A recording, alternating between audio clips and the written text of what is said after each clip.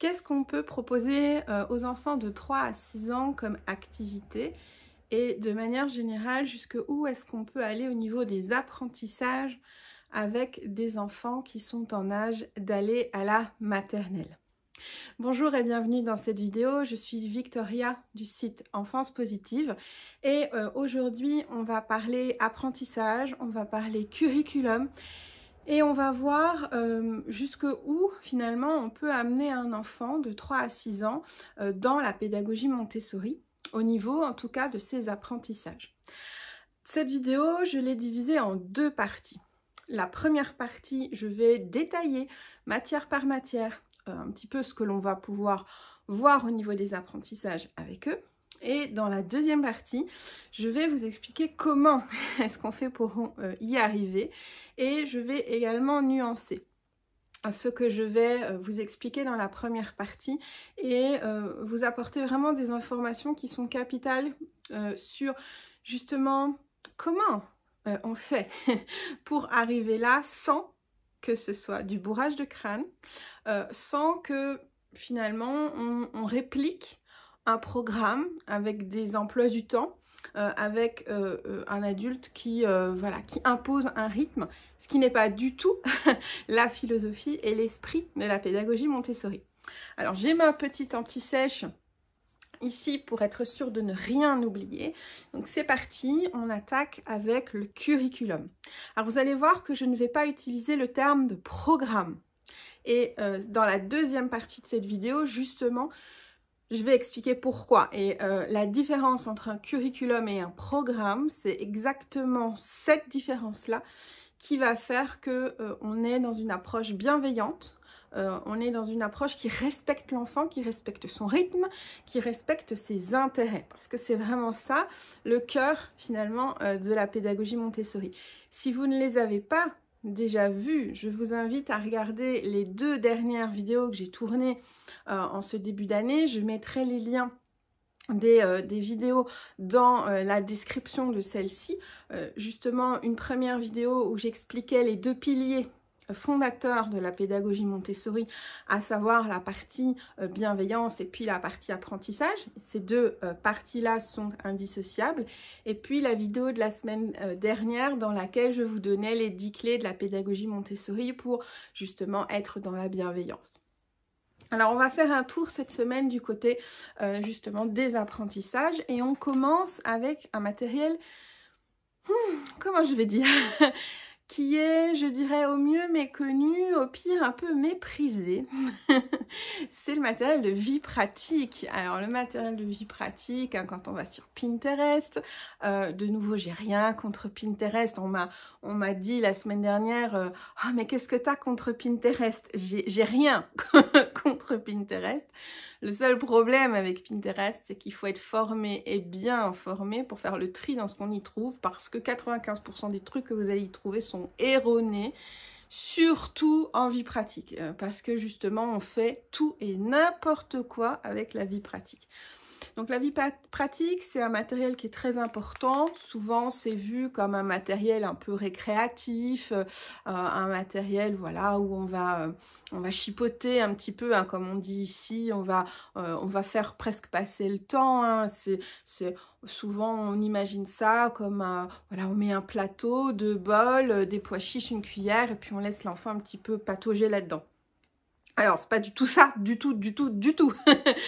Oui, bien sûr qu'une activité de vie pratique va consister à transvaser des pois chiches d'un bol dans un autre, mais c'est très complexe en fait comme matériel, parce que ici, l'objectif, bon, clairement, ça va être travailler l'autonomie dans sa vie quotidienne. L'objectif de Maria Montessori, c'était que l'enfant puisse s'adapter au monde qui l'entoure. Donc, s'adapter au monde qui l'entoure, il faut être autonome. Mais il va y avoir une tonne d'objectifs indirects que le matériel de vie pratique va permettre de travailler, et donc beaucoup d'apprentissage que l'enfant va faire sans s'en rendre compte. Je pense que je ferai d'ailleurs une vidéo juste sur la vie pratique pour avoir le temps de vous expliquer tout ça. Entre autres, on va aller travailler toute la préparation indirecte à la lecture, à l'écriture. On va développer l'esprit logique de l'enfant. Donc pour les maths, c'est plutôt pas mal. On va développer sa concentration.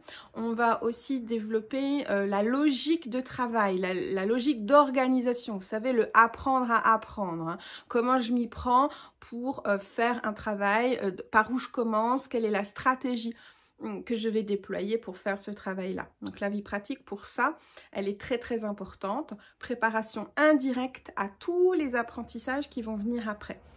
D'ailleurs, il devrait y avoir de la vie pratique donc dans tous les lieux qui accompagnent un enfant de 3 à 6 ans, que ce soit à la maison, à l'école, etc., mais aussi dans des classes primaires, donc avec des enfants de 6 à 12 ans. Bien souvent, hein, en classe primaire, moi, les enseignants, même dans des écoles Montessori, hein, me disent « Oh, mais on n'a plus le temps pour ça, on passe à autre chose. » Mais non, c'est vraiment très important. Alors, ce ne sera pas les mêmes activités. Ici, on se centre sur les 3-6 ans. Ce ne sera pas les mêmes activités, mais il en faudra également. Donc, voilà, déjà la vie pratique, c'est important de réhabiliter la vie pratique pour tout ce qu'elle va apporter au-delà de l'autonomie. Donc, je vais résumer, préparation à la lecture, préparation à l'écriture, préparation aux mathématiques en travaillant l'esprit logique, on travaille la confiance en soi, on travaille la concentration, on travaille la capacité de l'enfant à s'engager dans un travail, on travaille également la capacité de l'enfant à s'organiser. Deuxième catégorie, le matériel sensoriel. Alors, le matériel sensoriel, il est divisé en 5 catégories. On va, dans un premier temps, aller travailler tout ce qui est autour des dimensions, donc que l'enfant va pouvoir discriminer à l'aide de ses sens, puis uniquement à l'aide de la vue, qui est un sens également, mais plus qu'avec la vue. Il va permettre également à l'enfant de développer son vocabulaire sur les notions de dimension, donc grand, petit, épais, fin, long, court, haut, bas, etc. On va également avoir une deuxième catégorie qui va être la catégorie discrimination des couleurs. Bon, ben là, je ne vais pas vous faire un dessin, hein. C'est les nuances et les couleurs. On va aller aussi travailler la discrimination des structures et des surfaces, donc c'est tout ce qui va être matière que l'enfant va pouvoir toucher. Alors lisse, rugueux, mais aussi tout le nom des étoffes que l'enfant va pouvoir toucher dans sa vie. Il va y avoir discrimination des odeurs, des poids, des températures, des bruits, etc. à l'aide de différents matériels qui sont aussi très importants parce que, par exemple, pour les boîtes à bruit, ça va être un prérequis indispensable pour plein d'autres matériels, que ce soit les lettres rugueuses, que ce soit les clochettes musicales, etc. Et puis, on va également avoir la discrimination des formes avec, entre autres, la géométrie. Alors, la géométrie, je vais m'arrêter quelques minutes sur la géométrie. Très, très importante, cette géométrie, parce que c'est ce qui va faire toute la différence plus tard. Moi, je me souviens, j'ai eu plusieurs enseignants de primaire hein, qui ont fait la formation 3-6 ans avec moi parce que elles ont compris que c'était les fondements vraiment de tous les apprentissages et puis que le curriculum Montessori va plus loin que le programme de toutes les éducations nationales du monde. Ces enseignantes-là avaient des élèves de entre 7 et 9 ans qui confondaient encore le carré et le cube. C'est très fréquent. Ça, c'est le résultat des apprentissages abstraits sur feuille ou au tableau. Hein. C'est malheureusement très fréquent. Et donc, j'arrive, moi, avec mon matériel de géométrie, enfin, c'est pas le mien, c'est celui de Marie Montessori, et je fais les présentations. Donc, d'abord, on est allé travailler la géométrie plane, et puis on est allé travailler la géométrie dans l'espace. Donc, la géométrie plane avec le cabinet géométrique, on va travailler les propriétés et les noms de formes comme le carré, le disque, le triangle, mais on va aller beaucoup plus loin avec tous les quadrilatères, toutes les formes de triangle, tous les polygones, toutes les formes courbes, etc. Et puis, avec les solides géométriques, on va aller travailler la géométrie dans l'espace, donc en 3 dimensions, avec le cube, avec la boule, avec la pyramide à base carrée, avec le cylindre, avec le cône, etc. Et c'est sûr que si vous avez manipulé un carré avec le cabinet géométrique et si vous avez manipulé un cube avec les solides géométriques, plus jamais vous allez confondre finalement le cube et le carré. C'est impossible parce que c'est engrammé dans votre corps. Et donc ça fonctionne même avec des enfants plus grands, c'est ça qui est génial, hein. Même si leur sensorialité a baissé, ça fonctionne et on va pouvoir rétablir comme ça des lacunes ou des difficultés d'apprentissage. Dans le matériel de discrimination des formes, on va également aller travailler sur les triangles qui forment d'autres figures, etc. jusqu'à aller sur l'équivalence de surface. Ça va préparer le travail de calcul des aires pour le primaire. Voilà, on va avoir d'autres matériels également, mais en gros, j'ai pas le temps de tout détailler ici, mais on va aller jusque là. Donc, l'enfant va avoir le nom et les caractéristiques des figures planes et des figures en 3 dimensions. Donc, on va aller jusqu'à ellipsoïde, ovoïde, etc., etc. Au niveau des maths, maintenant, je vais passer aux maths. Alors, dans les maths, on va avoir plusieurs chapitres. On va commencer avec la numération. Ce qui est important, justement, pourquoi ça fonctionne, je l'expliquerai un petit peu plus à la fin de la vidéo, mais ça fonctionne aussi bien parce qu'on repart toujours sur du sensoriel. Donc, par exemple, les maths, le premier chapitre que l'enfant va travailler, c'est la numération, et la numération de 0 à 10. Et on commence, le tout premier matériel de numération de 0 à 10, c'est les barres numériques. Et les barres numériques, c'est un prolongement des barres rouges qui était un matériel sensoriel de discrimination des dimensions, en l'occurrence ici des longueurs. Donc ça veut dire quoi? Ça veut dire que entre les matières, eh bien l'enfant va faire des ponts et il faut que l'enfant ait fait les barres rouges pour attaquer les barres numériques. On ne fait pas la même chose avec les deux matériels. Donc numération de 0 à 10, numération de 11 à 99. On va rentrer également en deuxième catégorie dans le système décimal, donc avec unités, dizaines, centaines, milliers. Mais on va aussi aller travailler sur le principe des équivalences. Ça veut dire quoi? Ça veut dire que quand l'enfant va faire des opérations avec des retenues, hein, donc quand par exemple on a 13 plus 8, 13, donc il fait 3 plus 8, 3 plus 8 ça fait 11, donc on va reporter le petit 1 sur la colonne d'après. Ce n'est pas un 1 qu'on rajoute, et ça, il y a beaucoup d'enfants qui ont du mal à le comprendre. Tant que c'est fait comme ça sur le papier, c'est pas 1 qu'on rajoute, c'est 10. Et donc, énormément d'enfants ont du mal à comprendre le principe des équivalences. Nous, ici, on va le faire, et le principe des reports, nous, ici, on va le faire de façon sensorielle, ce qui fait que quand on passera plus tard à la version écrite des opérations dynamiques, ce sera franchement... Enfin, moi, j'adore parce que les enfants, quand je passe à ça, après toute une série d'années de travail, hein, ils me regardent en me disant « Ouais, so what, quoi ?» Rien de nouveau sous le soleil. Pour eux, c'est juste une transcription de ce qu'ils ont mis des années à manipuler, à intégrer, à comprendre. C'est ça qui est génial. Je m'avance un peu sur la deuxième partie, mais vraiment pour vous donner des exemples. Donc le système décimal, c'était la deuxième catégorie. Ensuite, on va aller travailler les 4 opérations. Donc addition, soustraction, multiplication, division. Et on va aller les travailler selon 2 axes. J'avais fait une formation d'ailleurs sur le sujet qui est gratuite. Je vous mettrai le lien dans la description si vous avez envie d'en savoir plus sur justement comment on travaille les mathématiques de façon à ce que ce soit facile, de façon à ce que ce soit aussi plaisant. Voilà, pour les enfants. Donc, on va aller travailler d'abord tout le cheminement vers l'abstraction, c'est-à-dire qu'on va essayer de faire en sorte progressivement que l'enfant se passe de matériel, donc passe du concret vers l'abstrait.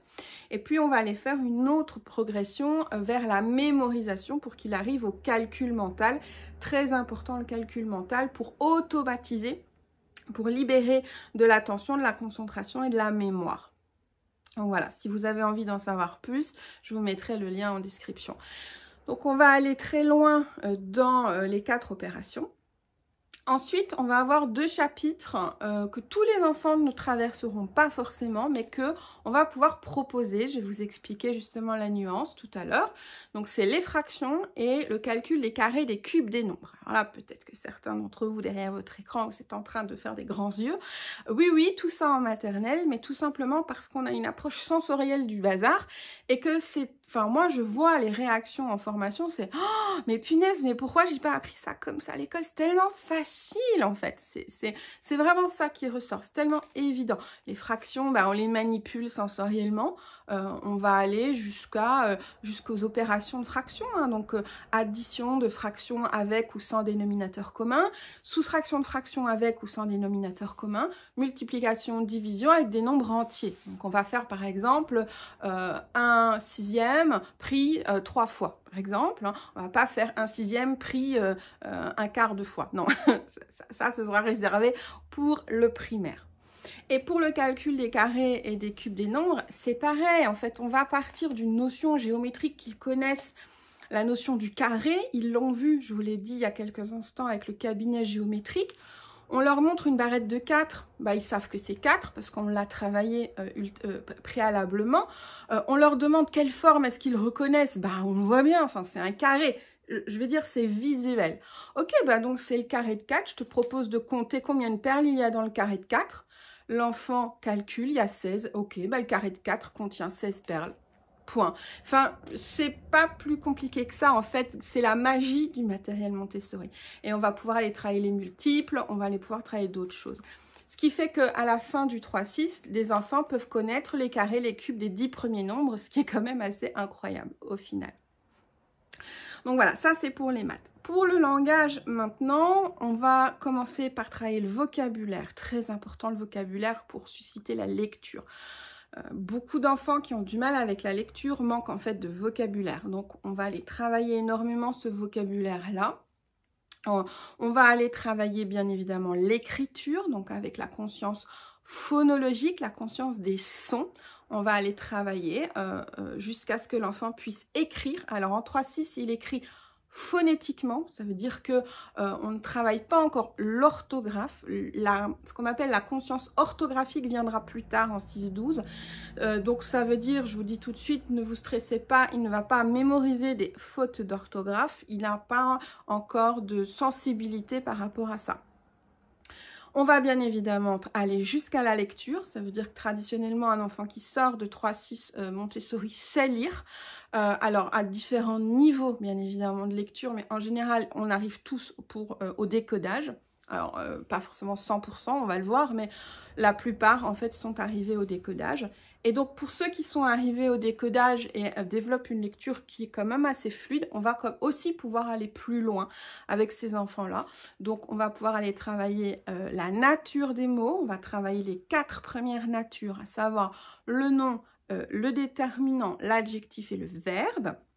On va pouvoir travailler les fonctions des mots dans la phrase avec le sujet, le verbe et le complément. Et on va commencer, pour ceux qui sont prêts, à aller travailler sur l'orthographe avec les boîtes des graphèmes, où on va par exemple permettre à l'enfant de se rendre compte que le son O, il y a plusieurs façons de l'écrire. Ou le son en, il y a plusieurs façons d'écrire. Il va y avoir par exemple le en de maman, il va y avoir le en du fan, il va y avoir le en de l'entreprise. Donc, il y a plusieurs en, et de savoir quel en il faut utiliser pour que ce soit orthographiquement correct. On n'arrive pas là avec tous les enfants. Comme je vous ai dit, la conscience orthographique n'est pas forcément développée chez tous les enfants, mais certains sont prêts à aller jusque-là. Donc ça, c'est pour le langage. Ensuite, il va y avoir le chapitre des sciences. Alors, le chapitre des sciences, on va avoir par exemple la zoologie. Alors, la zoologie, il y a les célèbres puzzles de zoologie Maria Montessori. Donc, on va aller travailler sur les parties du corps d'un animal. Personnellement, je présente ce matériel-là en formation et je l'ai également dans mon centre d'apprentissage, mais il ne répond plus aux critères scientifiques actuelle, voilà, puisque la science, elle évolue, et donc on ne classe plus le vivant comme on le classait au temps Maria Montessori. Donc on ne fait plus la famille des batraciens, des mammifères, des poissons, des oiseaux, des reptiles. Depuis 40 ans, oui, je dis pas de bêtises, depuis 1980, on n'est plus censé enseigner ça à l'école. Donc voilà, je sais que c'est pas encore c'est encore très répandu, mais depuis 1980, les scientifiques ont dit ce n'est plus comme ça qu'on classe le vivant.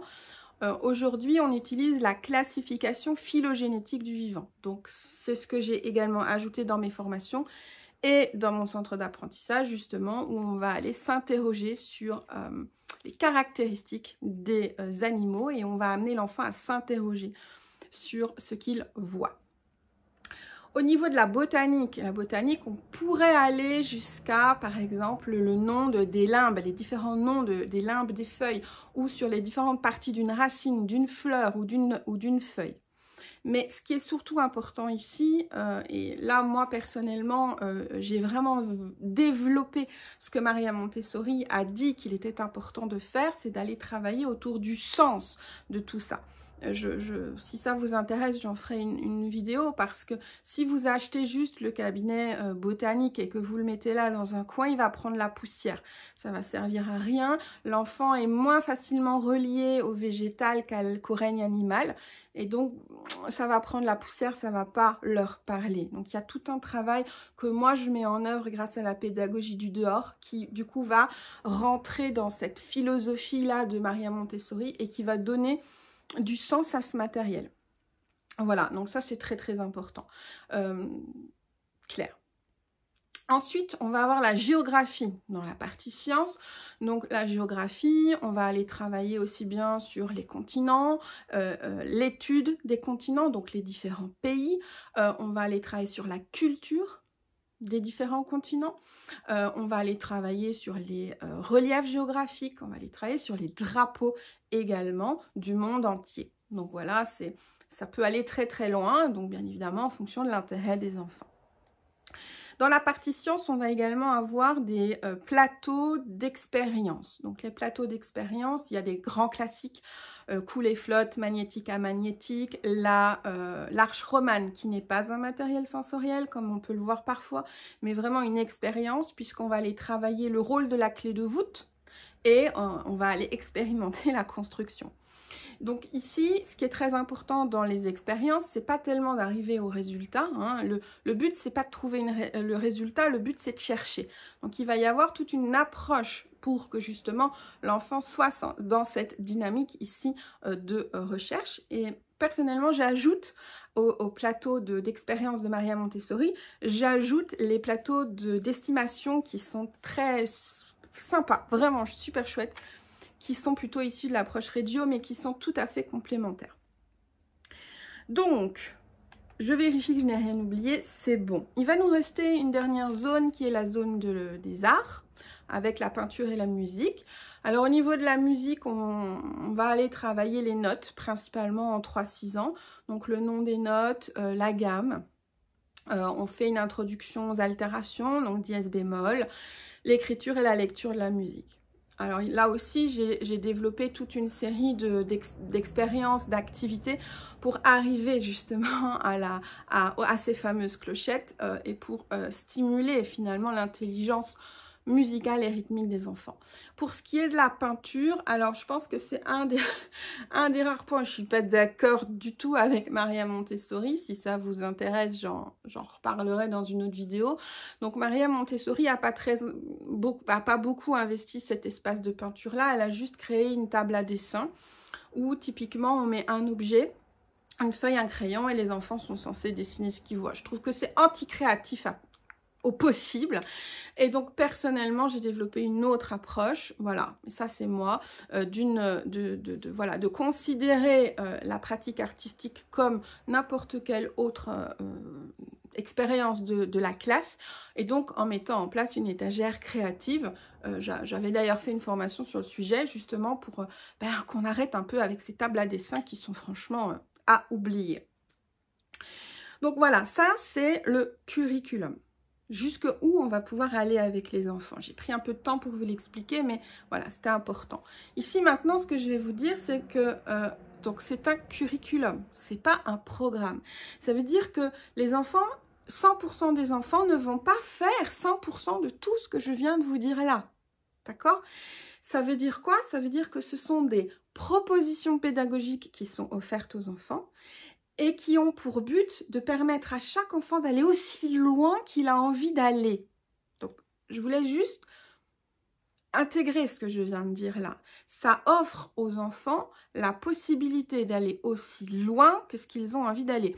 Je donne un exemple, si un enfant se prend un kiff pour les plantes et les feuilles et les arbres, ok, eh ben, il va trouver dans la classe le matériel pour aller à fond dans sa passion. Il va avoir les puzzles de botanique, il va avoir le cabinet botanique. Puis si vous avez comme moi une approche pédagogie du dehors, il va encore avoir d'autres matériels. Il va avoir des livres, etc. Mais ça ne veut pas dire que je vais rester polie, il y a peut-être des enfants, je vais enquiquiner les enfants à cocher, vous savez, hein, comme on voit traditionnellement, on coche que les enfants, ils aient tout bien traversé. Je ne vais pas enquiquiner tous les enfants à faire le cabinet botanique. Parce qu'il y en a que ça ne va pas intéresser. Parce que c'est pas le moment ou parce que c'est pas dans sa sensibilité du moment. Tous les enfants ne vont pas arriver aux fractions, tous les enfants ne vont pas arriver au calcul du carré ou des cubes des nombres, tous les enfants ne vont pas arriver à la grammaire, tous les enfants ne vont pas connaître tous les drapeaux en fin maternelle. C'est pas le but du tout. Et d'ailleurs, dans une classe 6-12, on va reprendre ce matériel-là. On va avoir les fractions, on va avoir les chaînes longues et courtes, on va avoir le matériel de grammaire, on va avoir les drapeaux. Parce qu'on va permettre à l'enfant de reprendre soit quelque chose qu'il avait aimé et puis qu'il n'a pas fini de manipuler, soit quelque chose qui ne l'intéressait pas du tout en classe maternelle. Donc vous voyez, c'est la différence entre le curriculum et le programme, et c'est la différence aussi entre une approche, un enseignement où on fait entre guillemets du bourrage de crâne, où on dit tu dois avoir acquis ça pour valider, ou tu peux l'acquérir si tu as envie et si c'est quelque chose qui te met en joie. Vous voyez la différence? Donc Montessori, c'est pas du bourrage de crâne. Montessori, c'est pas, comme j'entends souvent, une démarche élitiste où on veut en faire des petits génies. Montessori, c'est pas faire des enfants des singes savants. C'est juste... Vous savez, Maria Montessori, elle a dit une phrase que je trouve très inspirante, c'est que l'enfant n'est pas un vase qu'on remplit, mais une source qu'on laisse jaillir. Et donc, on va mettre à disposition dans l'environnement de l'enfant du matériel pour qu'il puisse quelque part se nourrir. Et nourrir la flamme de la curiosité qu'il a en lui. Et si son kiff, c'est les plantes, bah, il va trouver de quoi nourrir ce kiff-là. Et d'aller à fond et de développer bien plus de compétences que jamais. Je me souviens d'un petit garçon, je m'en souviendrai toute ma vie. Il était passionné de géographie. Ça veut dire que pendant presque tout un trimestre, il n'a quasiment fait que ça. Donc, si vous connaissez les puzzles des continents, il a pris puzzle après puzzle, on avait des grandes feuilles. Il a détouré tous les pays. Il les a entièrement colorés. Il a noté le point du bouton de préhension. Si vous ne savez pas, le bouton de préhension dans les puzzles des continents correspond à la capitale du pays. Donc, vous voyez, indirectement, tout ce qu'il enregistre. Il écrivait le nom des différents pays. Il avait appris le nom des océans et des mers. Donc, il avait écrit tout ça. Et en fait, au bout de 3 mois, au bout du trimestre, il avait tout fini pour tous les continents. Donc, toute l'Afrique, toute l'Europe, enfin, je veux dire, c'est énormément de pays, toute l'Asie, etc. Et à la fin, il nous avait demandé de tout afficher dans le couloir, donc c'était volumineux, hein. On avait pris le couloir pour tout afficher et il a eu sa vision globale. Il voulait avoir tous les pays du monde. Voilà, lui, c'était son rêve, c'était de pouvoir visualiser tous les pays du monde. Et le matériel Montessori lui a offert cette possibilité-là. Est-ce que ça veut dire que tous les autres enfants devaient faire comme lui? Non! Il a été le seul à faire ça, parce que ça le nourrissait lui à ce moment-là. Donc voilà, ça c'est déjà la première chose. Hein. Quand je vous dis voilà jusqu'où on peut aller, je sais que ça peut être vendeur, mais attention, c'est jusque là où ils peuvent aller. Ça ne veut pas dire c'est jusque là où ils doivent aller. La différence entre un curriculum et un programme. Voilà. Et après, tout ça, c'est possible parce qu'on pourrait me dire « Oh, mais c'est pas adapté tout ça à des enfants de 3 à 6 ans. Laissez-les tranquilles, laissez-les être des enfants, laissez-les jouer. » Déjà, premièrement, donc vous le savez, on ne force pas. Ça correspond à les questionnements que les enfants ont. Il y a des enfants qui ont envie de savoir lire à 3 ans. Voilà. Puis d'autres que ça n'intéresse pas du tout. Ben, pour ceux qui ont envie de savoir lire à 3 ans, ou à 4 ans, ou à 5 ans, hein, y a le matériel pour ça. Mais ça ne veut pas dire qu'on oblige. C'est juste que Maria Montessori a créé du matériel qui répond aux intérêts que la plupart des enfants vont rencontrer. Et c'est facile Parce que c'est sensoriel, parce qu'on peut manipuler le matériel et que si possible, il faut le présenter correctement parce que derrière chaque présentation, chaque étape, il va y avoir des objectifs qui sont très importants à valider, nous, adultes, pour que l'enfant comprenne la démarche. Voilà. Donc, c'était ce que j'avais envie de vous dire pour aujourd'hui. Dans la description, je vais aussi vous mettre le lien pour mes emails, parce que j'envoie à ma liste des emails privés tous les jours, justement où je vous raconte tout ça et où je vous en dis plus naturellement et où je vous parle de pédagogie Montessori tous les jours. Donc si vous avez envie d'en savoir plus, eh bien je vous laisse vous inscrire et je vous laisse me rejoindre dans ces emails quotidiens. Voilà, une vidéo un petit peu plus longue aujourd'hui, mais il y avait beaucoup de choses à raconter. Je vous souhaite un très bon week-end, une belle semaine et je vous dis à vendredi prochain. À bientôt.